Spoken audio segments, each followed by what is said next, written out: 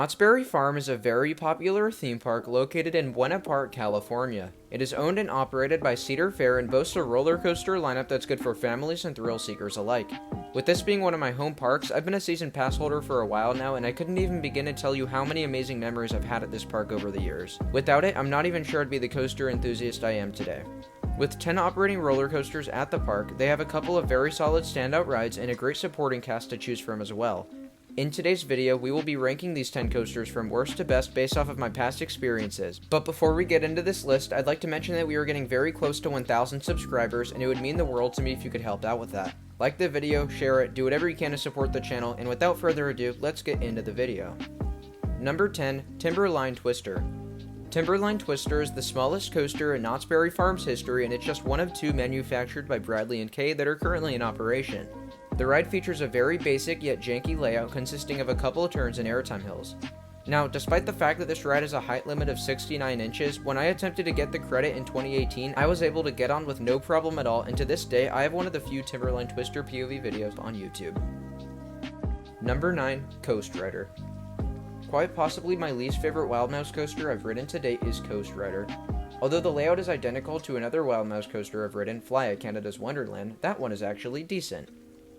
CoasterRider is so much worse due to the awful shin guard restraints. These make the ride experience very uncomfortable and restricting to taller riders, but at the same time, if 11-year-old me was complaining about this all these years ago, I'm not so sure you even need to be tall to find CoasterRider uncomfortable. The layout is alright, and the location above the water is cool, but I'm just not sure I'll ever be able to get past these awful restraints. Number 8, Jaguar. Knott's Berry Farm is one of the best collection of family coasters out there, and arguably their very first was built in 1995 as Jaguar. Jaguar is a custom Zero Tivoli coaster that has a very long layout with 2 lift hills split mid-ride. It also has a great temple-themed entrance look and a relatively well-themed queue line. But with these few pros out of the way, the reason I tend to bash on Jaguar a lot is because of how boring the ride experience is and how out of place the ride seems to be.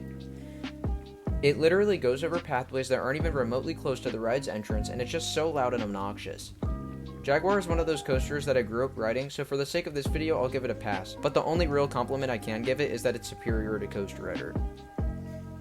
Number 7, Pony Express. A ride that often gets forgotten about, especially amongst roller coaster enthusiasts, is Pony Express. This Zamperla motorbike coaster opened in 2008, and although I don't ride it often, I couldn't really imagine Knott's without it. It resides in the Ghost Town section of the park adjacent to the Calico River Rapids ride. It typically has a long line or just not open at all. Now, the main complaint many people have with this ride is how short the layout is. I know I've said in the past that length on a coaster doesn't usually bother me as long as the ride is packing in a crazy intense ride experience, but Pony Express doesn't exactly do that because it's not meant to. It's respectively a family-oriented coaster, but man, it really doesn't last that long. This is especially unfortunate because the few elements included on this ride are actually very enjoyable. There's a fun launch, a couple of S-bends, bank turns, and a tunnel, all while you're in a unique riding position that simulates the experience of riding on a horse. Pony Express is solid for what it is, but if it were longer, I would rank it a lot higher on this list. Number 6, Montezuma's Revenge. One of Schwarzkopf's first shuttle loop coasters opened in 1978 with the name Montezuma's Revenge. Utilizing a flywheel launch system, Montezuma's has surely proved the test of time. Although the ride features a simple layout, it's one that was revolutionary when it first opened. A loop and a spike that are taken both forwards and backwards. That's really it. Schwarzkopf is very well known for their extremely intense circular vertical loops, and with the sensations of being able to take this element backwards, it's no wonder why this is one of my favorite coasters from the manufacturer. Considering the fact that this ride is a staple to Knott's Berry Farm's history and is beloved by so many to this day, I doubt Montezuma's Revenge is going anywhere anytime soon. Number 5, Sierra Sidewinder. Hold up, did this guy just put Sierra Sidewinder over Montezuma's Revenge? Yup, this is honestly one of the most underrated roller coasters I've ever experienced. Though it was built for families, this ride belongs nowhere near the Camp Snoopy section of the park. It's so intense towards the end of the ride with low-to-the-ground helixes, and with this ride being a spinny coaster, taking that while rotating round and round is both disorienting and so much fun. Because Sierra Sidewinder is at the front of the park, you'll often see it with one of the longest lines in the park, but I'll almost always wait for it just because of how awesome the ride is. Sierra Sidewinder is highly recommended. Number 4, Silver Bullet. In 2004, Knott's ordered a B&M inverted coaster that could be squeezed into the front of the park. Since then, Silver Bullet has been an icon for Knott's Berry Farm, serving as a great first impression for people walking into the park as the ride's Cobra Roll flies over the front gate. Speaking of inversions, Silver Bullet has 6 of them, but none of them are all that whippy, which is actually my biggest issue with this ride. It's by far my least favorite of the many B&M inverted coasters I've ridden because most of the others excel in intensity. This one just doesn't really do it for me, but I will say that I like the ending of the ride with the 2 corkscrews and the helix finale over the water. It's also very photogenic, which is always a plus. Silver Bullet is definitely fun for what it is, and it fits the park's lineup perfectly, but I just wish it did something to stand out amongst other B&M inverts. Number 3, Hangtime. Hangtime opened in 2018 with the steepest drop in California at 96 degrees and a layout filled with inversions. Manufactured by Gerstlauer, Hangtime is the infinity coaster design, and it is unlike any other coaster in the state.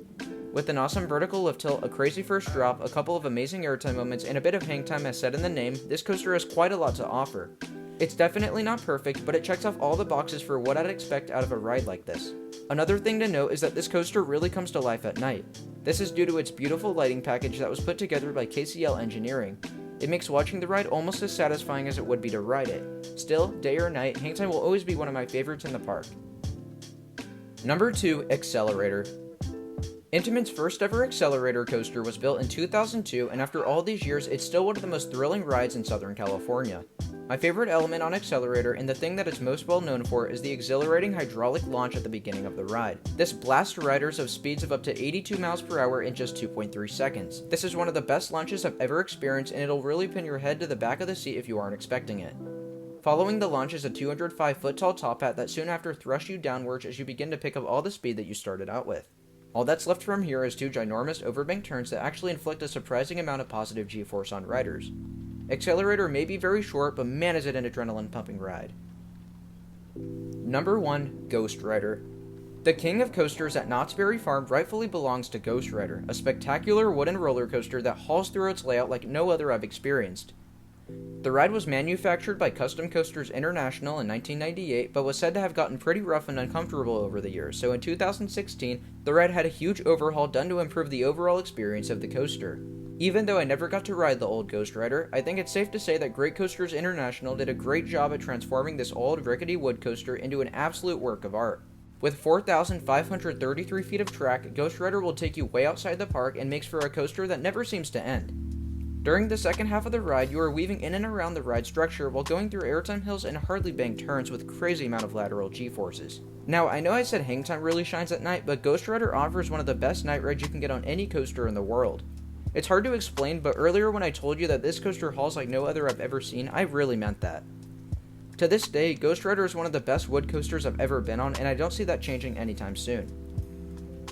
Thank you so much for watching this video. If you enjoyed, be sure to support the channel by leaving a like, comment, and subscription below. Again, thanks for watching, and I'll see you in the next countdown video. Bye guys.